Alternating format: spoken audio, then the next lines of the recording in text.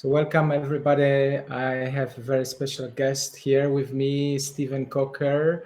Steve is a very good friend of mine. He's a bodyworker.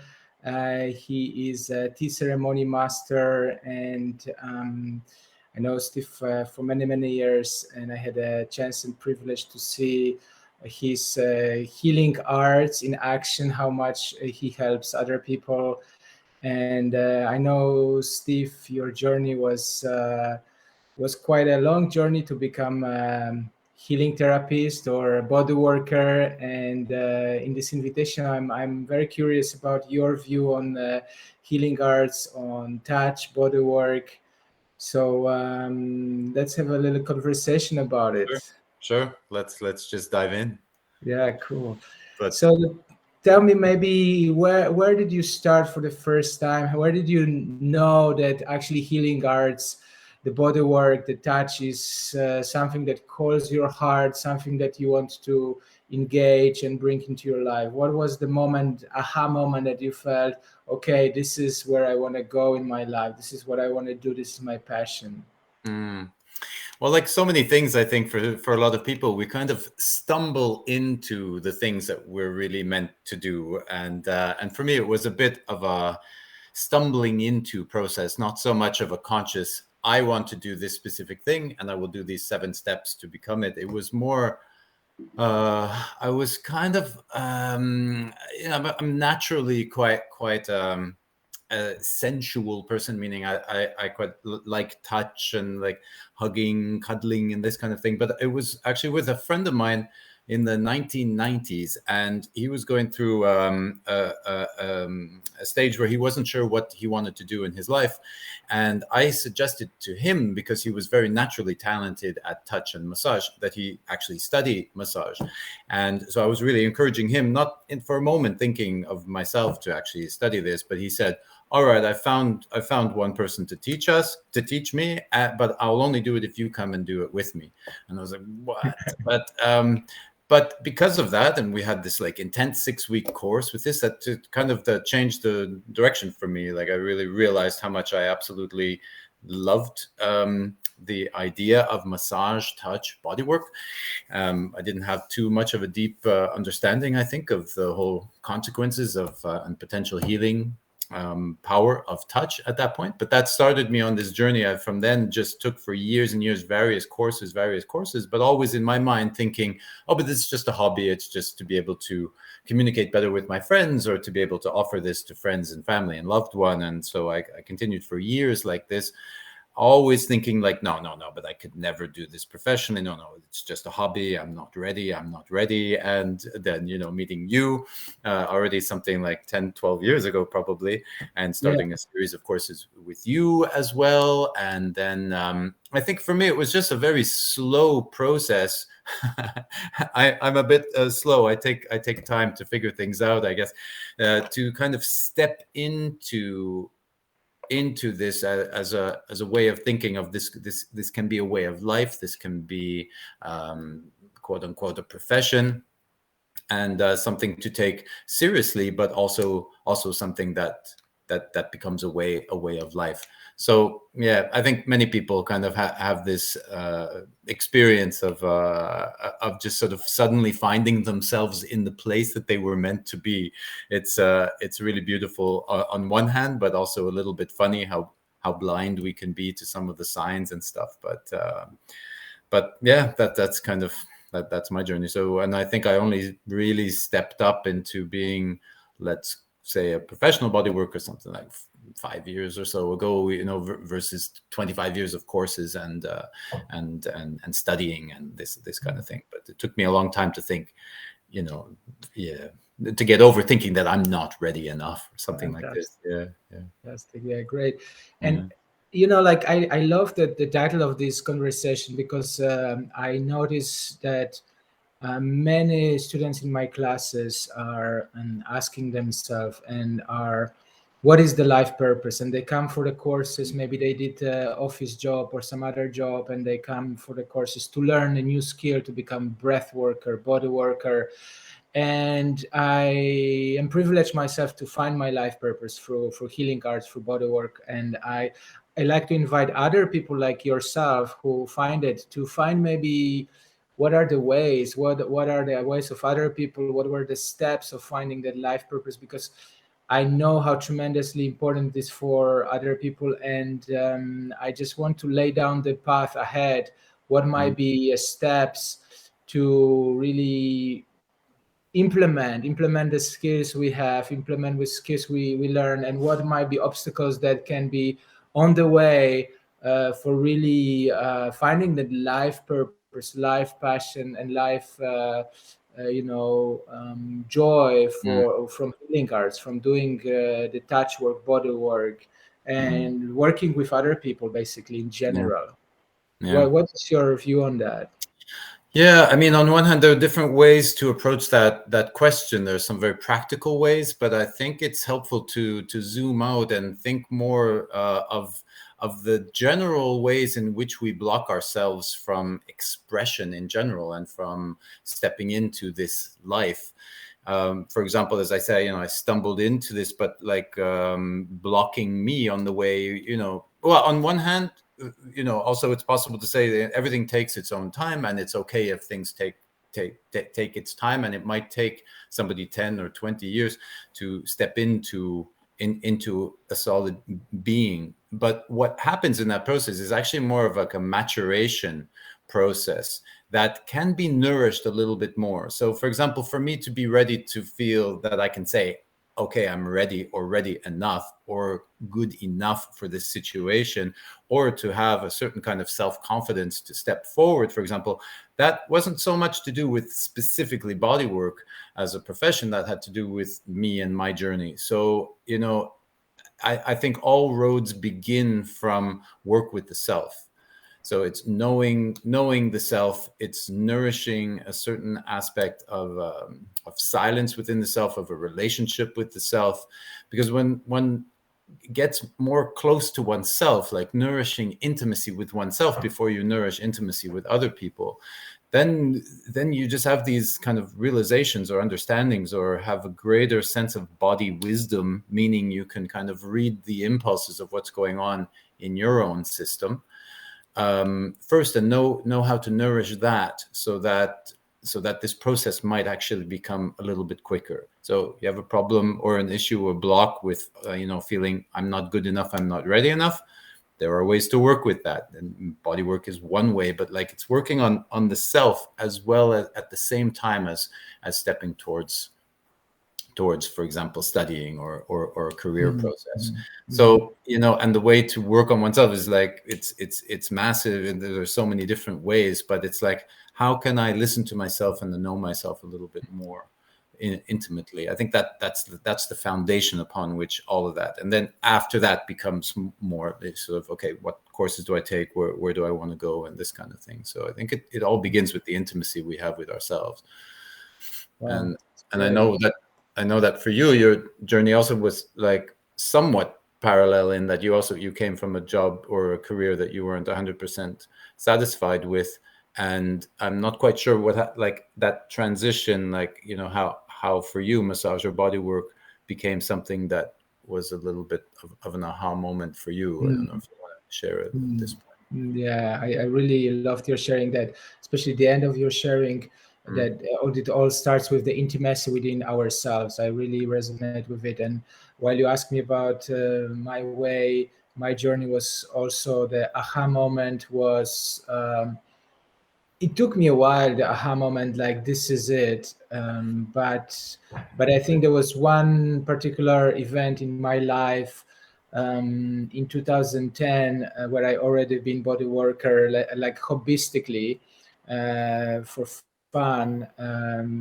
But there was a aha moment where I was during one of the meditations, and there was this deep inside, this inner voice that was telling me, your path is a body work. And I don't know where this voice was coming from, but I was always trusting because it was a very powerful message. And that was really indicator that helped me construct my life around body work. I knew this is going to be my passion, my mission, my vision, and everything around that was just falling into the pieces. I was following bodywork teachers. I was for many years following my path and directing my life into places where I could find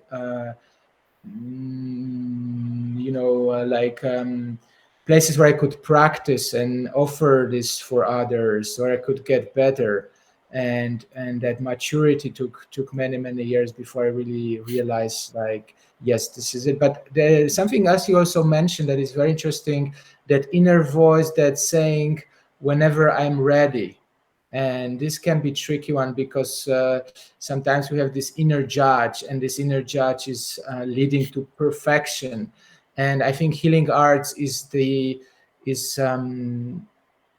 we always learning. We keep on learning. I don't think in healing arts we can aim to that point that we can aim perfection, because it's such a the human being is such a vast subject that for me there's never perfection. There's always ways to learn, so that inner judge can really be an obstacle for many people going into the healing arts, that can make them really like step back from that fully engaging that mission, that they might feel like, okay, I'm not ready, I'm not really ready, I'm not good enough, maybe. And for me, this was a breakthrough, and I realized from some of my teachers that whatever I know, I am one step ahead from somebody else. And of course, there will be people who know more than me, anatomy, physiology, or other techniques. But in essence, I still can teach what I know, and I can still support in individual session many people, because I already been studying a lot. And so those voices can be really, how we can let go of this voice. How did you manage with this inner judge? Maybe it wasn't present in your life, but maybe it was. I'm just curious how you manage that part, because I think it's quite crucial piece in really letting yourself in this direction. Yeah, I guess for me, maybe two things, and I can't, and I must say, I've let it go in most areas of my life now, which is like really a wonderful thing to be able to say, because it's that voice has been extremely harsh and critical all my life, and even at some point when I understood that actually it doesn't make any logical sense as well. Like, I know it's irrational, but still this is here. And this is a super common point, I think. But one is to really realize, not just with the brain, because the brain can understand, any combination of words. We have this illusion of understanding something, but like a deeper understanding of really getting it. That, for example, all right, I'm not, to rephrase it, if there's like, the brain will just generate, I'm not ready, I'm not good enough. Well, break it down. First of all, what does that actually mean? Probably what I really mean is that I don't feel like I am the absolute best version of this self that I could be at this moment, and therefore will not be of use to this person, or will be judged or seen as the horrible fake that I am, or whatever the fear is. Actually, like, break it down really, and then to see how that's sort of so untrue. Like, number one, like, I'm not going to be judged because I forgot to use my elbow in this move, and really I should be using my elbow and not just my knuckles, or the person afterwards is not going to have a huge breakdown because of this. So be a little bit confront the illogical thinking behind it. Number two, to realize always that because I am here, for example, in this situation, taking this course, doing this thing, having somebody coming up to me and wanting a massage or something, it already indicates that I am ready enough / good enough for this moment in this situation. Like, the fact that I'm here. Like, would it be better for this person to say, sorry, no, I will not do that, because I'm not where I will be in 14 years from now. So, should we hide ourselves and like not step forward? Whether it's like, my singing voice or whatever will not be as good as it will be after 12 more years of practice. Shall I just never open my mouth until then? no, you're good enough for this moment. And that often helped me. Like when whether doing tea ceremonies, I would also think I'm not ready enough. I don't have enough experience. Da, da, da. Well, there are 14 people here, and like I'm obviously good enough for this situation, you know. And so to see that as a process. And maybe the last thing is that when I kind of clued in and realized, and this only through a lot of practice, that so if I think good enough, ready enough, I'm thinking unilaterally that it's sort of some kind of fixed thing in me, for example, talent or a technique or something, that I am going to put on to somebody else or do to somebody else. There's this fixed thing that's maybe broken or not good enough or something that I will just do. But or show or something. But that's absolutely untrue. I mean, we're speaking about the healing arts and the bodywork profession. This is an interaction. It's a dialogue. It's a dance. It's a movement that's connected with somebody else. So that also releases my hold on, like, oh, I don't know this one technique, or where does this muscle attach to, or whatever it is, that's some kind of fixed knowledge or something in me.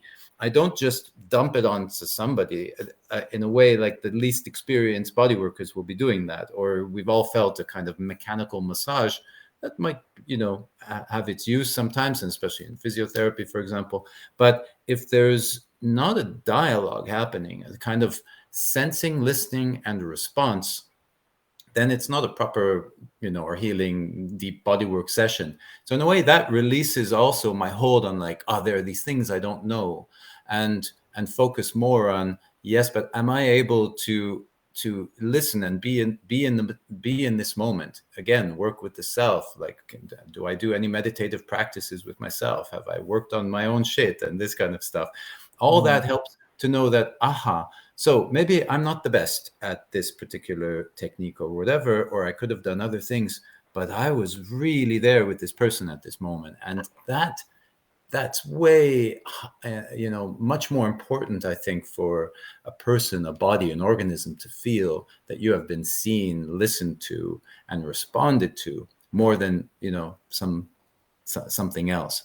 So those things that I kind of realized and repeat to myself help that little voice get smaller and smaller. That will tell me I'm not ready for this. Fantastic, fantastic. I love what you said about listening and being with the client, being with someone, and it's much more important the technique sometimes and how much the person can benefit from it. I think this is so tremendously important in the healing arts, in any modality that brings work with other people. Um, Wow, yeah, totally. And I'm thinking also, like, what do you think of any other qualities or personality character structures for somebody to be fulfilled and to become a practitioner of any modality working with people? What do you think? What skills are important in this Hmm. journey? Well, aside from, let's say, practical technical skills of actually studying like that, I will almost I shouldn't just assume that it's like understood, but because especially in 2022, everybody has seen this kind of phenomenon of, like, people go to a weekend course or a retreat and then start teaching the thing the next weekend, Yeah, and they're suddenly whatever master of tea ceremony or calligraphy or some kind of breath work or something like this. It happens a lot. So yeah, actually doing the groundwork is a kind of an of course, and even that takes a lot of willpower and determination. But yeah, I guess I go back to the points I made before about listening. You know, I think one of the things that kind of if I were to kind of give some practical advices to body workers, actually, I think like a few years ago, my mind would have said, like, oh, well, you know, very practical, almost semi-obvious things. But now it's like less obvious things, I think, that I would recommend. Like, for example, get used to, throughout the day, noticing some small details in your environment. whether it's a pattern in the carpet, or the way the light falls upon snow on the ground, if you have a few moments here and there, just like a few seconds of tuning in to small details around you.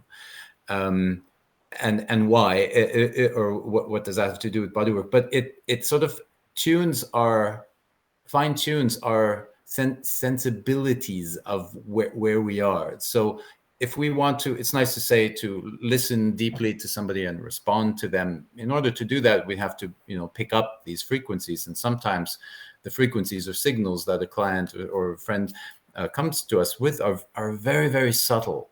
To me, some of the most heavenly, sacred moments in a bodywork session, and it pretty much in every session, really, is like where, sometimes I mostly have my eyes closed, but if I open my eyes and see very tiny little unconscious reactions of the body, whether it's like maybe a muscle twitch or a little spasm, or the breath being contracted suddenly, or the breath relaxing suddenly, these tiny little details in the way like skin moves, and the hair, how the hair, the shadow from the hair and the light or whatever, they kind of like, they're not only really for me transcendently beautiful moments, but they keep me anchored into that kind of receptive space, as opposed to, because I've certainly spent years in a less receptive space where it's in my mind, I'm thinking, okay, I've done the right shoulder, next is the left shoulder, okay, and then I'll do the biceps,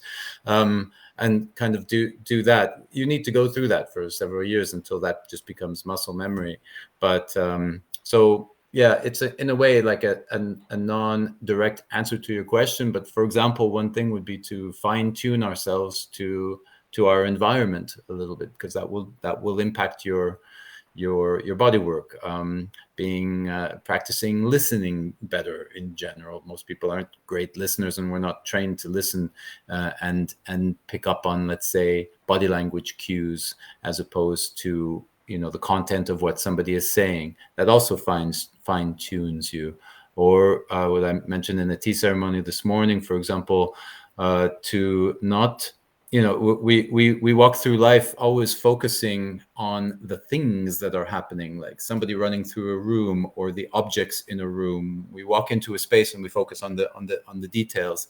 It's the way our senses are made up. But the real magic actually happens in the space itself, the empty space between objects, the pauses in between actions, to kind of like shift the focus. It's difficult to explain how, but to kind of shift the focus from all these things and the people and what they're saying and doing to the space around us. These kinds of little like fine tweaking, it comes out in bodywork. It comes out in one's ability to respond to the moment. So yeah. Great, fantastic. I love it. I love all these qualities. I think listening, being with somebody, what you mentioned. I think practicing meditation and that presence, that is so crucial to be with somebody else. Those are really fantastic qualities. So I'm very happy to share this with you, because many people I know, they really would love to become good body workers. They would like to find their life purpose by helping others, by supporting others. And I think you gave so much more clues. So just summarizing, maybe if somebody would ask you like some 3 points from your own life that really helped you to overcome adversity and become finding life purpose, what would you tell that person, like a 3 steps to move forward? Every time I hear that kind of thing, the old voice is like, "Oh my God, there are 3 things, and I must answer this correctly. I can't say 2, Yeah, and you then can say 4 is too 5 much." or Like, 7. yeah. Well, one thing that came to mind, that maybe to summarize a bit of what I was saying before, there's a famous quote where somebody was asked, a famous painter was asked, "How do you paint so magnificent, such magnificent pictures?" And the answer was, it's simple: just perfect yourself and then paint naturally. It's really worth remembering this one quote, actually. Although actually it has the word perfect, so that can already get some people a little bit nervous. But basically, work on yourself and then paint naturally. So like when we again focus on like becoming a better person in general, like am I staying as healthy as I can? Do I have like right mind?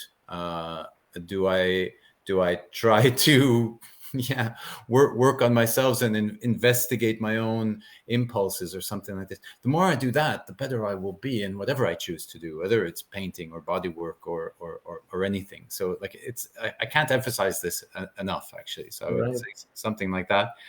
And I forget what the three things are, but maybe patience with oneself as well. So it kind of goes hand in hand. It seems like I'm underlining a lot of like relationship with the self here. Actually, it's funny. There can be an entirely different additional conversation after this layer about then what are some practical steps to do. But I think those are easier to find out in the world, and courses to take, and that's like absolutely engage in the profession as deeply as you can through online course interaction, practice with a friend, practice with people, even if you think you're not very good. It's through practice. I'm constantly thanking all of the hundreds of bodies that sort of like offered themselves up to me to be in a way practiced on, even though it didn't feel like it at the time. But this relationship with the self always needs to be nourished in parallel, and having compassion / patience for the self is like easier said than done.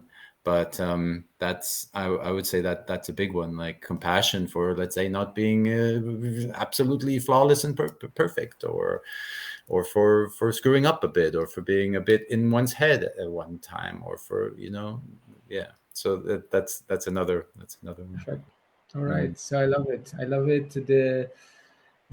I think the perfection, I think I would for me I would translate into self-growth, self-development, continuous growth, continuous learning who I am, and continuously learning how I can bring myself up into the world in my best possible ways, with my shadow, with my light, with everything I am.